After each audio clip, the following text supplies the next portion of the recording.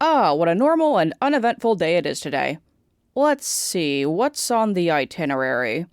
Make more YouTube shorts, finally launch memberships, make homemade gnocchi. Oh. Nice. So, this was originally supposed to be the 5,000 subscriber special, but thanks to the folks of the ever-expanding Spaghetti Nation, I'm now at over 9,000. Time to bust out the meme. You know the one. So, I may as well call this the 5,000 plus subscriber special instead. And I think a special milestone like this calls for a celebration with a side of something a little unhinged. In true Cup of Chamomile style celebration fashion, probably, I decided to attempt what may be the single craziest thing I've done in a long time. As the title of the video may imply, I attempted to make a 20-page comic in 2 weeks.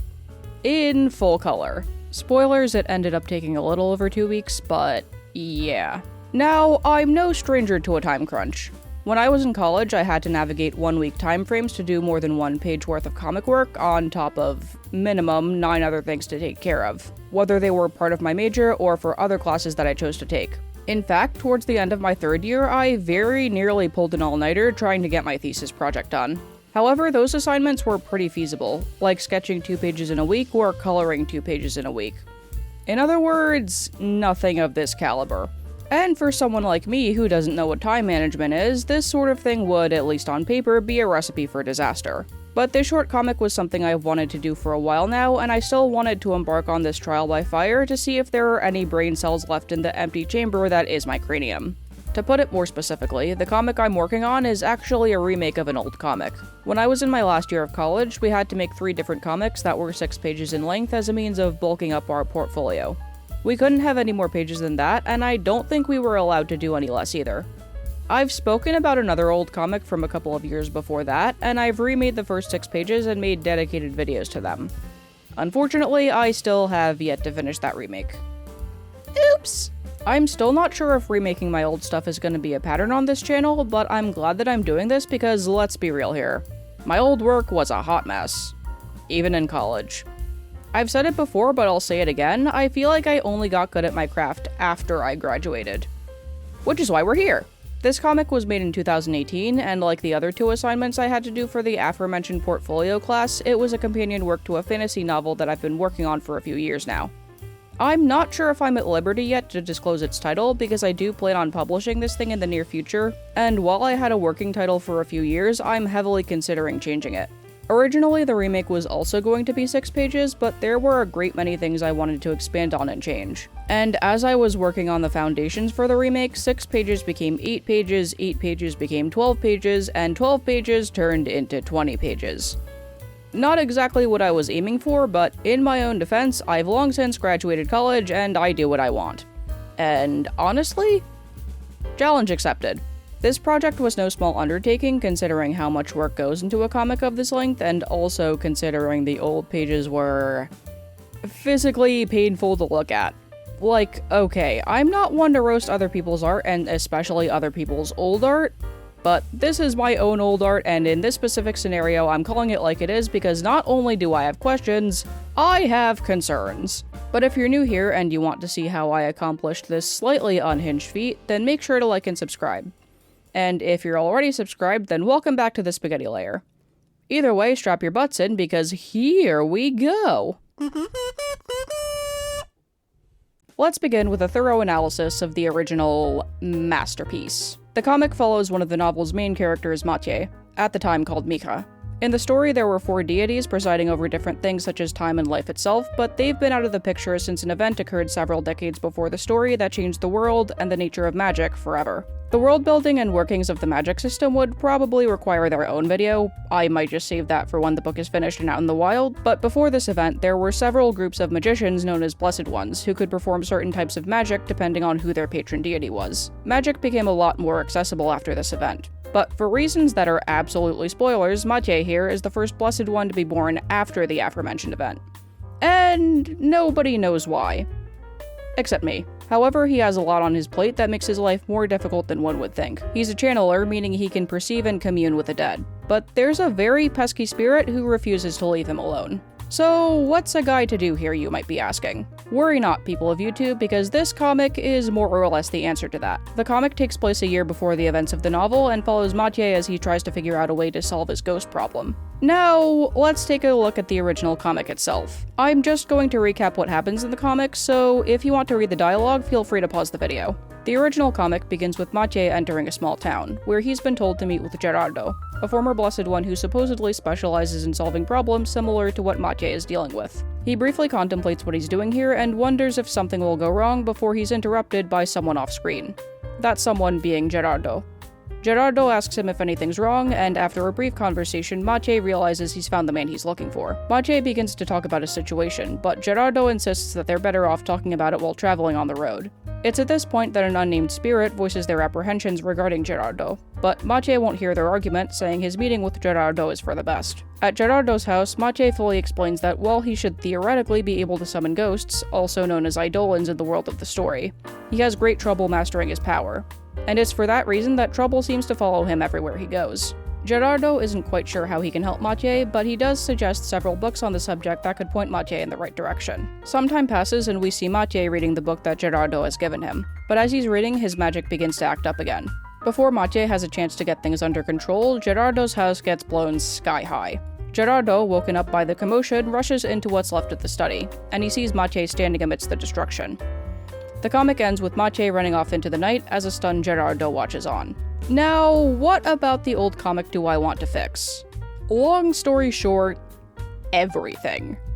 Well, okay, not everything, but there are a lot of things I knew I wanted to change going into the remake. A lot of it was the lackluster panel composition and storytelling, but another part of it was the fact that there were so many artistic mistakes that are in desperate need of fine-tuning. I did state at the beginning of the video that the remake was also going to be 6 pages originally, but in retrospect, the unexpected page extension feels like a blessing in disguise. Having reread the old comic for the remake and also for this video, the short page limit seems to hinder more than it helps for this kind of concept. And I think extending the page count gives the story a lot more room to breathe. But moving on to the comic panels themselves, there are many issues to get through here. For one, the perspective is often multiple panels like this one here.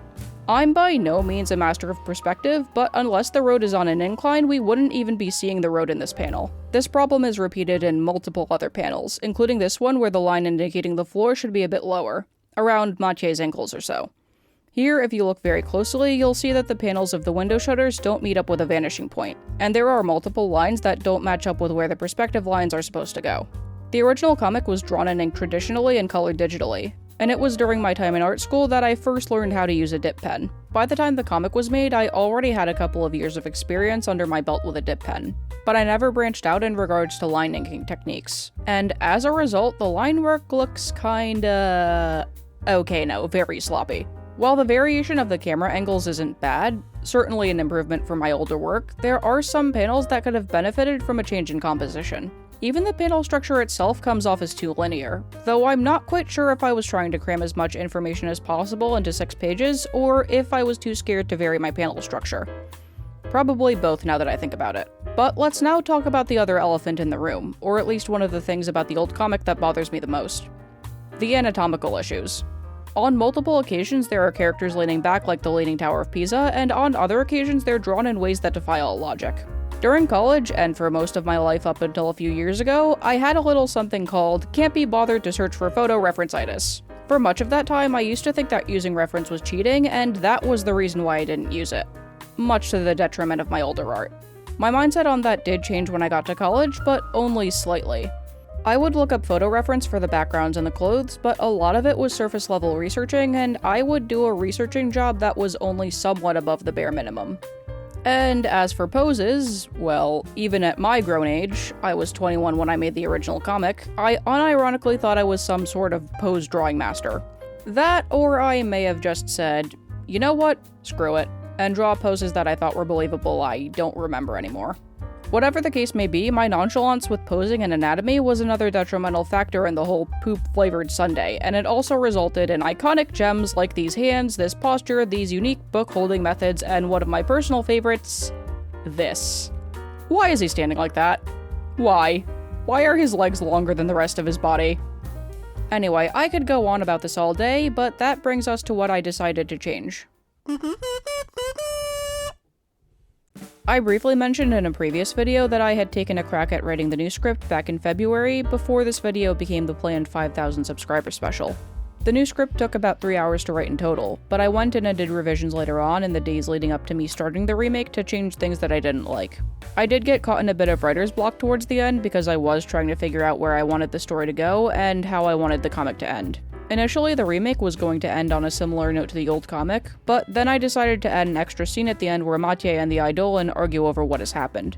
I only had to do minor revisions before actually starting work on the comic itself, as I was pretty happy with the progression of events in the script. So that was a big time saver in regards to all of the heavy lifting I'd have to do for this project. I've been rebuilding just about everything in the novel, so naturally some of that ended up translating to the comic. The main change that shows up, though, has to do with the world's magic system. While Mathieu's powers are mostly the same, the foundations of the story's magic system have changed since the original comic was made. And that was one of several things that I had to work with when I wrote the script. I also added in the fact that there's a specific Eidolon who's proven to be a thorn in Mathieu's side for years, and he ends up wreaking quite a bit of havoc towards the end of the remake. Much to Mathieu's dismay. Other than that, the progression of events in the remake isn't much different from the old comic. Mathieu encounters Gerardo, they discuss the former's predicament, and Eidolon shows up to ruin everything, and Mathieu is forced to reconsider his life choices. So that was the script out of the way, but before I could actually start work, there was one more important thing I had to do. I had to flavor blast the character designs. While the novel, and therefore this companion comic, takes place in a fantasy world, the atmosphere and aesthetic are similar to the 1920s, and this is also reflected in the clothing. The original designs aren't inherently bad, but they aren't in line with the vibe that I'm going for.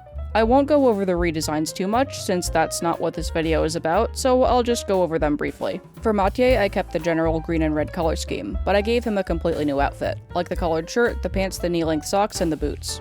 I did keep the scarf since it's an important aspect of his design, but for the new design I added some patterns for the scarf that were influenced by traditional Czech folk patterns, as Mathieu is from a country analogous to the Czech Republic. He has more of a subdued personality, so I had the colors in his outfit be a little more muted than they were originally. By comparison, Gerardo changed quite a lot. Personality-wise, he's far more eccentric than Mathieu is, and I feel like his old design didn't reflect that enough. Also, can we just appreciate the size of his collar in his old design for a moment? I wanted Gerardo's new design to be more vibrant and colorful, and about 40% more tacky, hence the combination of the green and white pants, the pink and yellow socks, and the salmon pink shirt. I also gave him some large pink tinted glasses, something he didn't have in his old design, but I think they fit him quite a lot here. Lastly, I got to the Eidolon, aka the Menace himself. In the old comic and also the earlier versions of the novel, Eidolons were formless spirits that resembled bright blue flames. As the years went by, they took on a more humanoid appearance, and while I hadn't drawn them out until this point, oops, I did have a vision of what I wanted them to look like, and that vision translated to this Eidolon as well. For the record, this guy does have a name, but I'm not at liberty to disclose it yet, so for the sake of this video, let's just call him Philippos. But going back to the designs, the Eidolons still have a blue color scheme, but they're now more humanoid in appearance and have some other shades of blue and purple in their designs. The same goes for Philippos. I wanted to make things interesting for his design while also keeping in mind that most of the visual elements I included for him would also translate to the other Eidolons for the novel. You'll see that his right arm is disembodied and the lower part of his hair is broken up into multiple shard-like pieces, resulting in an effect that's kind of a combination of broken glass and broken geodes. You may have also noticed that he has several bone-like structures in his design, namely the sternum and the half ribcage. These are important parts of his design and a large part of his general vibe. I can't divulge too much, but they are a sort of link to the deity that he's associated with. And with that, the redesigns were finished. Which brings me to the part where I began working on the comic in earnest. When the time finally came to tackle the behemoth, I had to start with the storyboards. Normally I do the storyboards in what one would consider the typical fashion, that being making miniature versions of the page itself before moving on to the actual comic page. I did do that when the time came to work on the actual pages, but first I did something a little different and sketched out the camera angles for each individual panel in a notebook.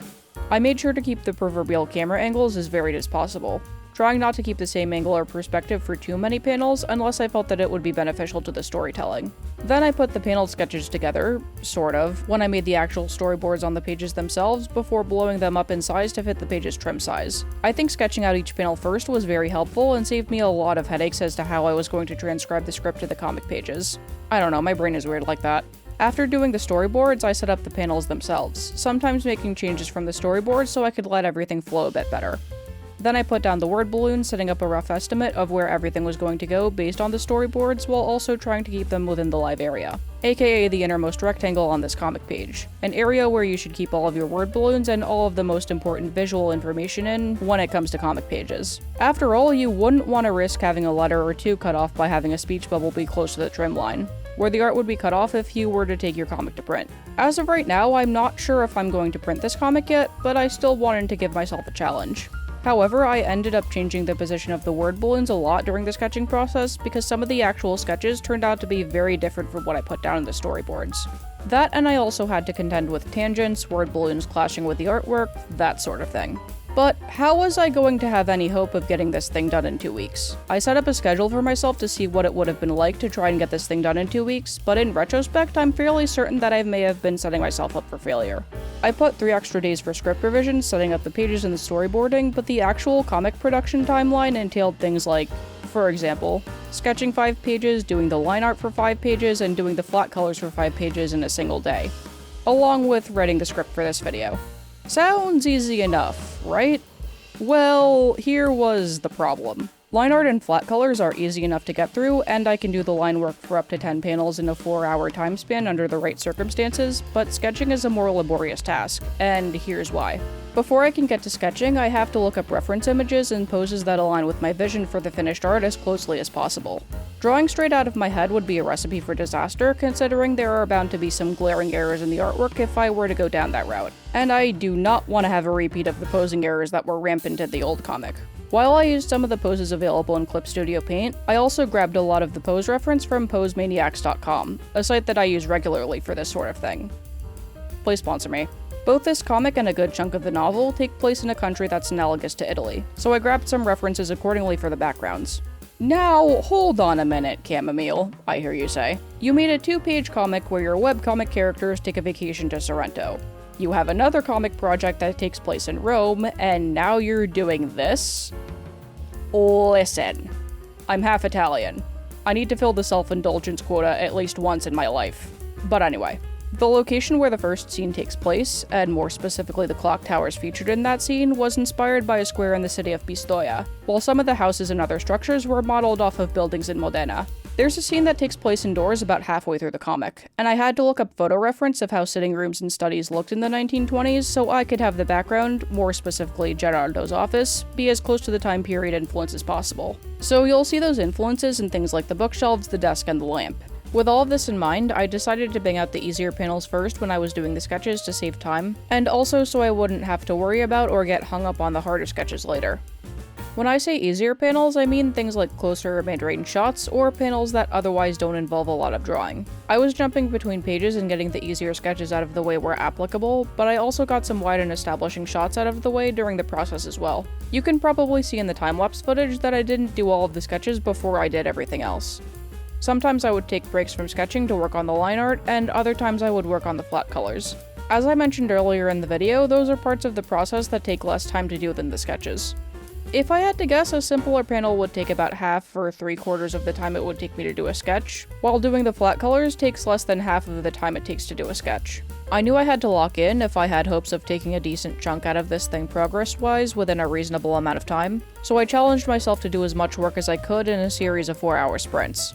During some of these sprints I would make a lot of progress, others not quite as much, but I still really came to embrace this system of working as it allowed me to challenge myself to get as much work done as I could.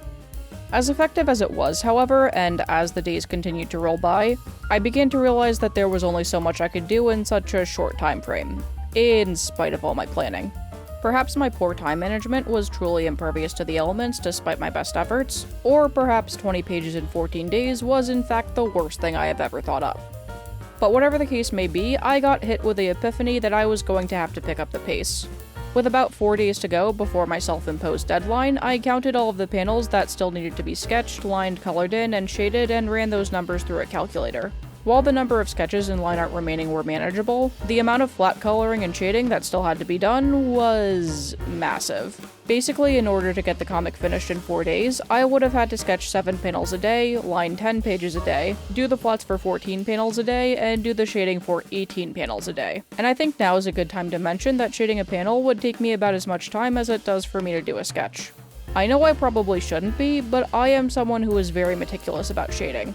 There's a lot of technical stuff involved, primarily figuring out where the light source is coming from and blocking in the shadows and highlights accordingly so that they're at the very least believable. Then there's the issue of making the highlights look good. And then there's also experimenting with the colors of the shadows and the highlights so that they match up with the intended atmosphere. The color blue has major significance in the world of the novel, and this also carried over to the comic. So I adjusted all of the flat colors so that they would have some sort of cooler bluish tint to them. I settled for a purple color for the shadows and a darker shade of orange for the highlights, with the occasional splash of light blue. There were times where the shadows came out a bit harsh, so I would use the blur tool, the soft eraser, or both to lessen this effect. Personally, I'm pretty happy with how the shading came out. Back to the workload that I would have to do with 4 days to go.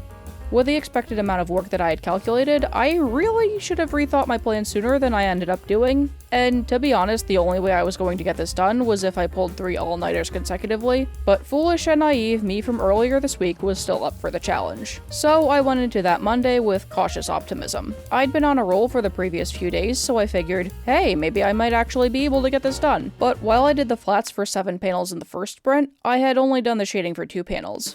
Not quite the start that I wanted. The second sprint was met with more success on that front, and I shaded 5 panels in the next 4 hours, but that was about the only thing that I did in that time. Again, shading is a laborious process.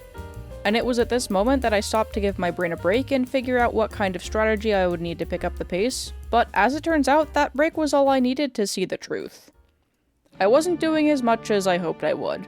The great scourge of burnout was beginning to kick my butt. I would have to grow 10 extra pairs of arms in order to get my workload under control because the pages weren't going to draw themselves. And amidst it all, another far more grim realization began to set in. So, I have a bit of a problem. I really wanted to get this whole thing done by Thursday night, but I still have a lot of work left to do. There's still so many panels that still need to be sketched, a lot of panels that still need line art, and then there's the flat coloring and the shading. And then there's the script, which I haven't quite finished yet, and then there's the audio recording, and then the video editing. And all of that is gonna be a nightmare to get done in 3 days. What on earth have I gotten myself into?